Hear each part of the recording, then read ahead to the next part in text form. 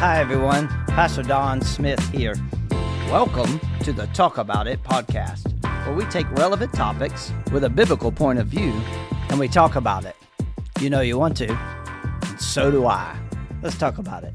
Welcome back, everyone. Pastor Don here. I am your host for Talk About It, but for you longtime listeners, you already know that. First-time listeners, welcome. Where you been? We're so excited that you're here today, and thank God for you. I hope you're excited about listening to a great podcast, because here's what we do on this podcast. We take relevant subjects with a biblical perspective, and we talk about it, and that's what we're planning on doing today. This is Season 6, Episode 7, in our topic of fear. Not a person in the world that doesn't have to deal with it, and if you were here last week, we began a journey towards the end of this season, where I said there's going to be 2 parts tonight, or we're going to finish this up tonight, this morning, whenever it is that you listen to the podcast. I am just glad that you are here and thankful for you. There's a lot of things going on with the podcast. If you didn't know, a few weeks ago, we moved the podcast over to a podcasting hosting form. Doesn't change it anyway for you, wherever you get the podcast at. Apple Podcast, Spotify, iHeartRadio, all of the places. There are so many. I didn't know there was that many places you could get podcasts from, but I discovered that through moving our podcast over to a host form that's helping us. And you say, Pastor Don, why would you do that? Well, you know, we're paying a little money now every month to try and get the podcast promoted. This is going to be like our 64th, 65th episode. I can't remember.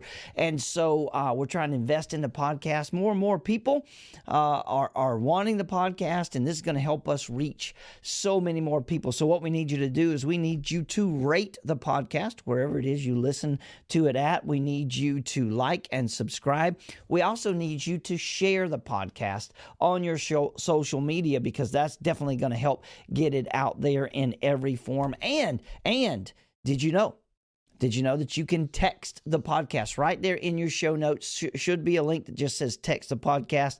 Push on that. You can text us right from there. Also, everybody say also now, because we are moving the podcast over to this hosting form, you can now become a monthly supporter of the podcast for as low as $3 a month. Now, if you know me, you know that I do a lot of teaching and training in leadership venues, especially over in East Africa. I'm going here in a few months over to Nairobi, and going to get a chance to train 500 pastors. So all the money that we make from the podcast, we're putting into traveling and getting over and teaching leadership and helping pastors be better at what they do in East Africa. And it is a joy for you to partner with us. Will you consider that? Well, you consider just like $3 a month to the podcast. You can do that right there. Just go support the podcast. It's on the link there in the show notes.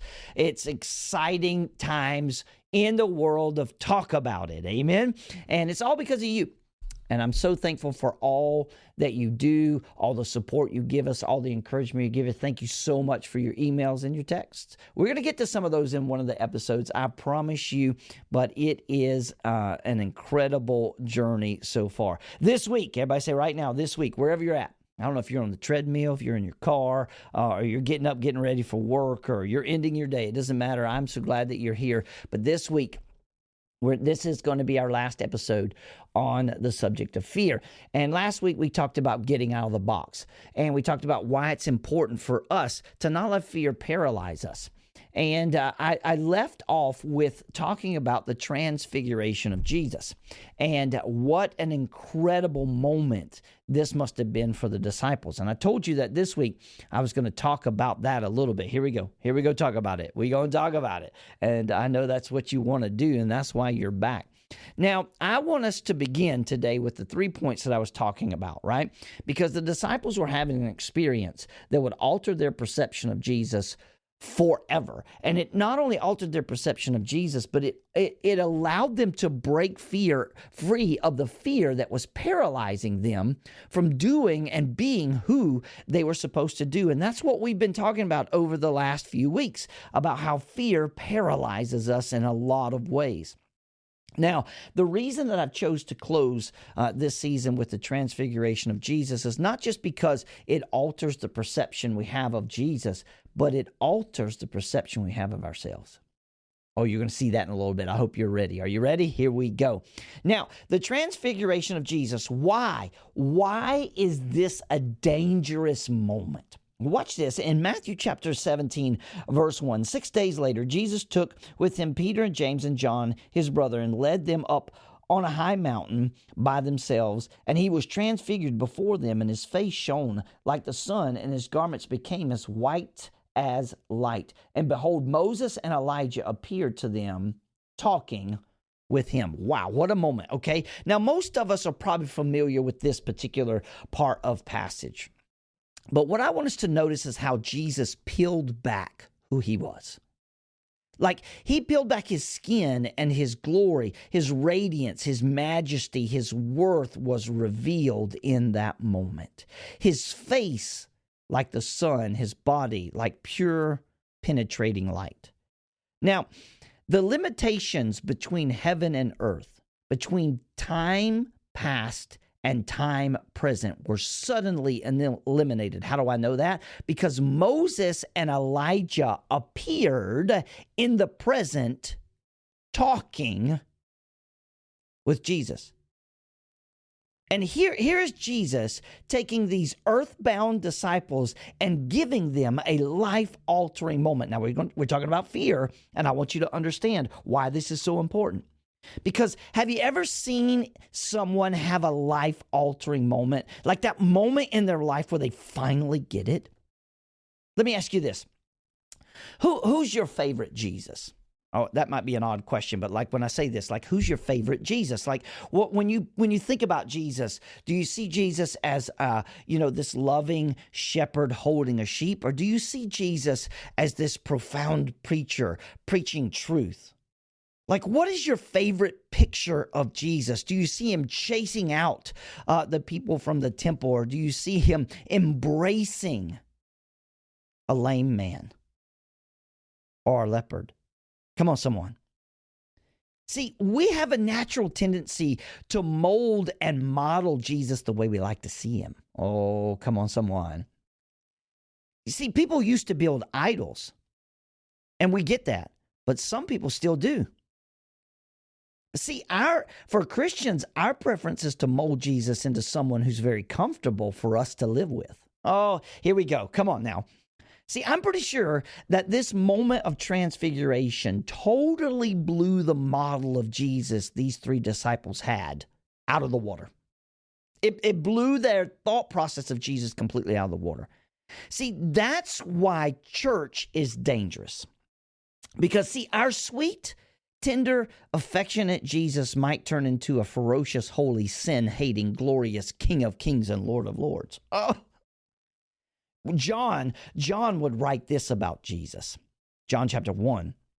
In the beginning was the Word. Hello, somebody. And the Word was with God, and God was the Word. And he was with God in the beginning, and through him all things were made. Without him nothing was made that was made. In him was life, and that life was the light of men. And the light shines in darkness, but darkness has not understood it. The Word became flesh and made his dwelling among us. And we have seen his glory. Here it is. The glory of the one and only who came from the Father, full of grace and truth. Come on. Verse 12. Yet to all who receive him, to those who believe in his name, he gave them the right to become the children of God, born not of natural descent, nor of human decision, or of husband's wills, but born of God. What was John saying? What was John saying in this moment? John chapter 1. Let me break it down into PD's version. Wow. That's what John was saying. Wow. I see Jesus different than I've ever seen him before. Can I reference this in Hebrews chapter 12? I believe it's verse 25. See to it that you do not refuse him who speaks. If they did not escape when they refused him who warned them on earth, how much less will we if we turn away from him who warns us from heaven.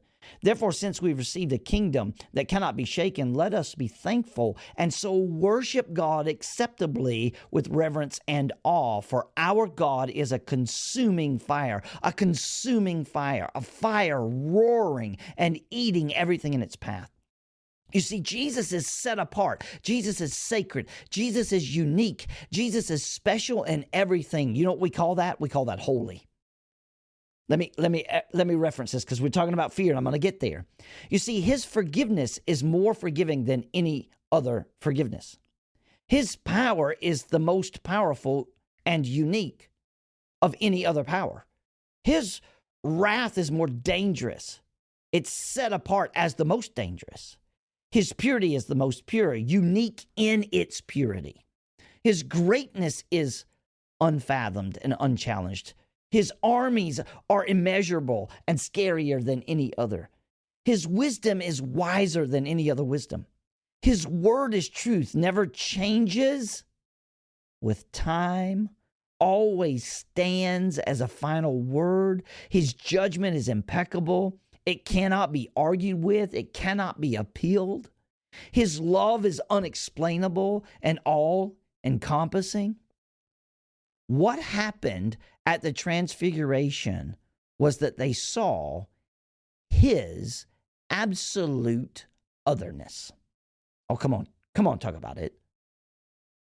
There's just nothing like Jesus, nothing even close. He is so unlike us in all his ways. His holiness means absolute purity. Never a wrong thought, never small and petty in his ways, never has ill will. He never has a desire that isn't pure. He never carries hidden motives. Listen, talk about it. He's so unlike me. Come on. I've dealt with a lot of people in my lifetime, and most of them have secondary motives for just about everything. Not God. Not ever. You see, God doesn't play nor need to play politics, ever. Everything about him is immense and powerful. There's none other like him. He's absolutely immeasurably valuable because there's nothing comparable to him to determine a value. God is so totally unique and separate that we're inspired to respond only in appropriate ways. On that mountain that day, the disciples saw Jesus' glory.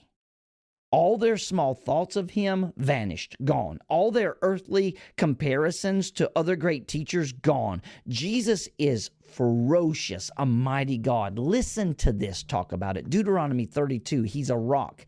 His deeds are perfect. Everything he does is just and fair. He is a faithful God who does no wrong. How just and upright is he? Look now, I myself, there is no other God but me. That's what God is saying about himself. I am the one who kills and gives life. I am the one who wounds and heals. No one can be rescued from my powerful hand. Does that make you uncomfortable? Well, listen to Daniel. Again, remember, I quoted Daniel last week, but this is Daniel chapter 4. Listen to what it says. All the people of the earth are regarded as nothing. He does as he pleases with the powers of heaven and the people on earth. No one can hold back his hand or say to him, what have you done? Does that make you uncomfortable? Talk about it. Well, I'm not done yet. Watch this, because we've got to be uncomfortable in order to deal with the fear that's paralyzing us. Romans chapter 11, verse 22, therefore consider the goodness and severity of God on those who fail. The severity toward you, goodness, and if you continue in this goodness, or else you'll be cut off. Romans chapter 11, verse 33 through 36. Let me read it to you in the Message paraphrase.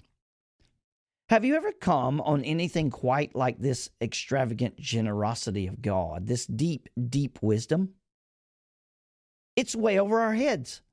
We'll never figure it out. Is there anyone around who can explain God?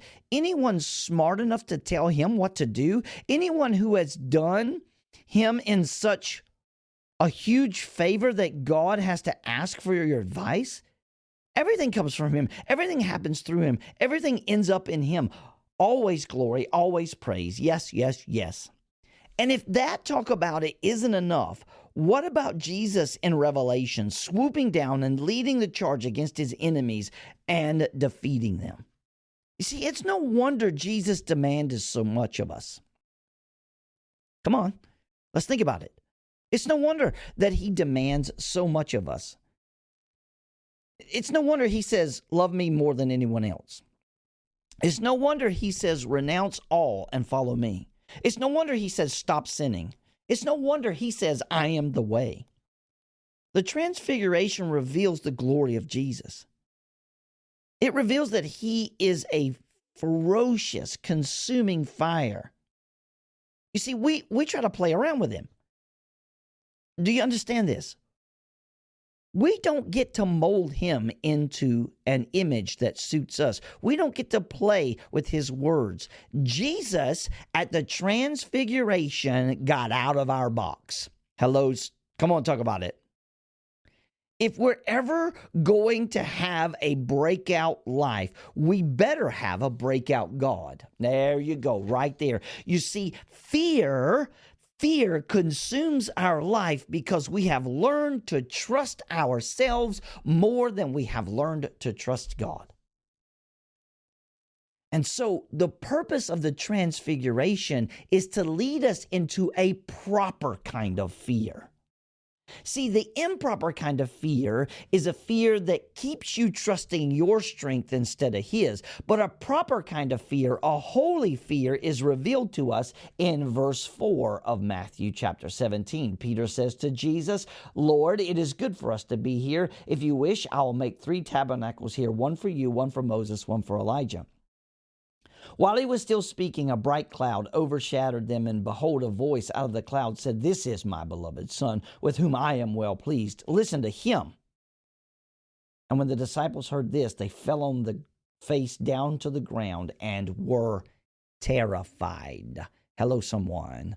You see, most fears are poisonous, but this kind of fear is different. This is why I wanted to close here, talk about it, because I wanted us to understand the difference. You see, the disciples were definitely, I think, amazed at times at what Jesus could do, what they saw him do.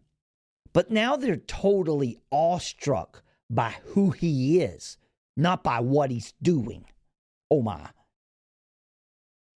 That's what this kind of fear is. It's an awe. It's a respect. It's a value. It's an admiration.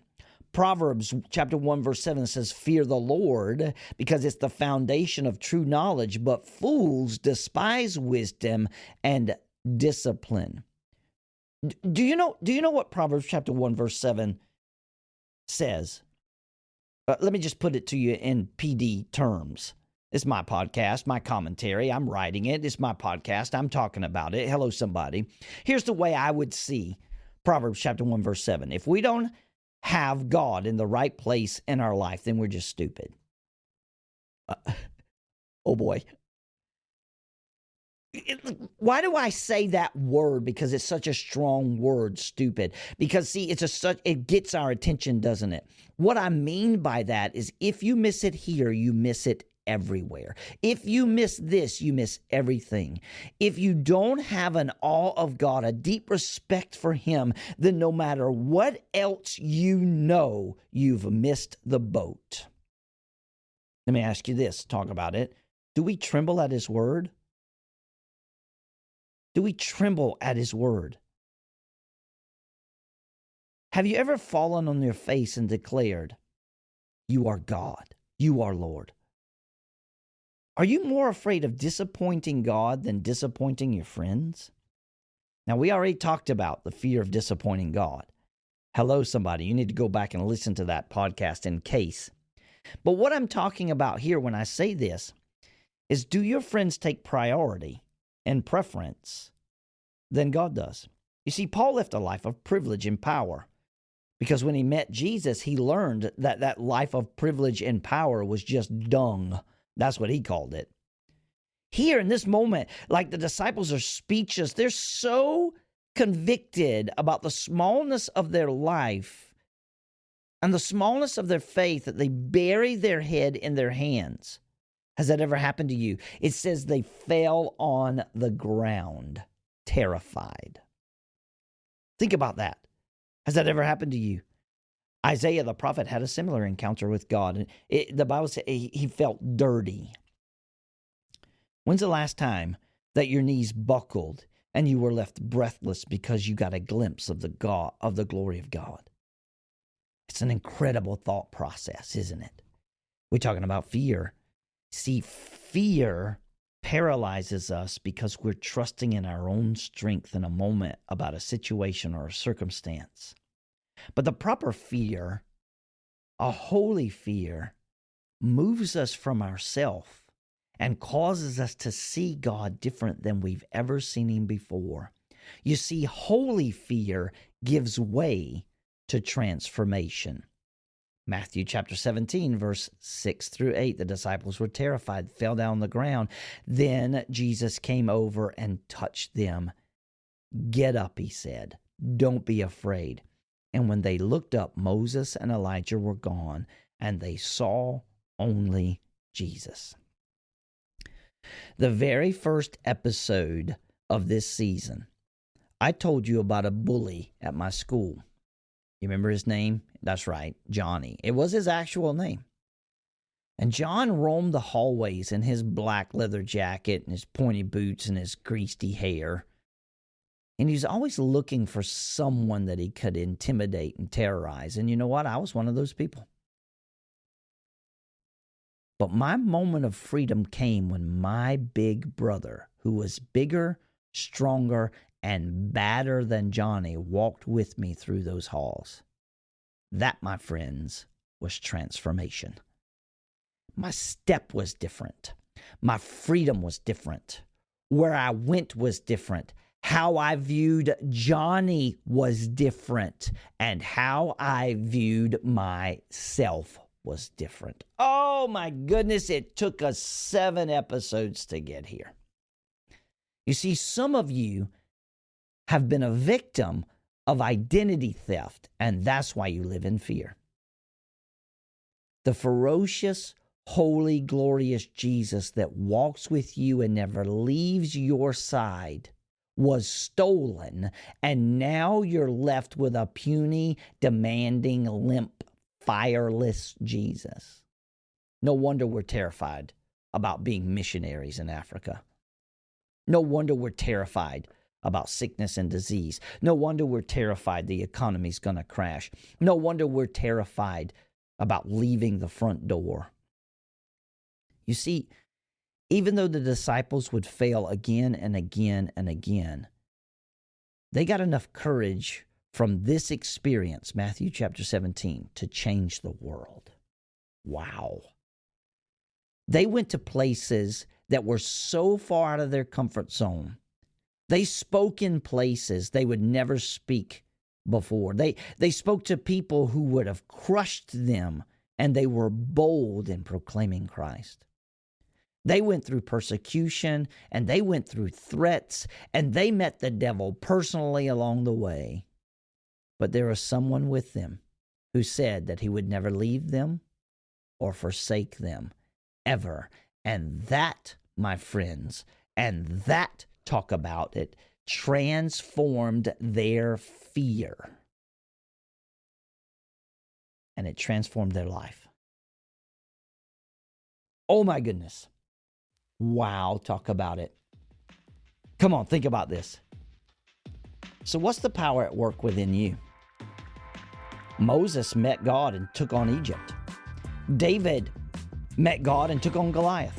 Daniel met God and took on unfair charges and the lions in the lion den. Paul met Jesus and took on the Roman Empire. Talk about it here in Season 5, Episode 7, on the topic of fear. What's your story? What's your story? Has fear paralyzed you? Has it crippled you? Has fear positioned you in a place that you can't live the life God has promised you. Whatever it may be. Let me encourage you. Let me encourage you today. What you need is not to be braver or just get over it. You need a fresh revelation of Jesus Christ. You need to see Him transformed in His glory, and you need to understand that He walks with you. He's the one. He's the one, and that's the only fear we should have, a fear of Him. Oh my goodness, what a great season this has been. What a great topic. We could go on forever and ever and ever, but we got so many more topics to talk about. I love you, and I'm so glad that you've been here this season. I hope this has blessed you. Do me a favor, like, share, and subscribe. Do what you do. Send us a text. Become a monthly supporter. I love you, but I need you to remember, as much as I love you, Jesus loves you more, and I will see you next week on season 6. God bless you. I'll see you then.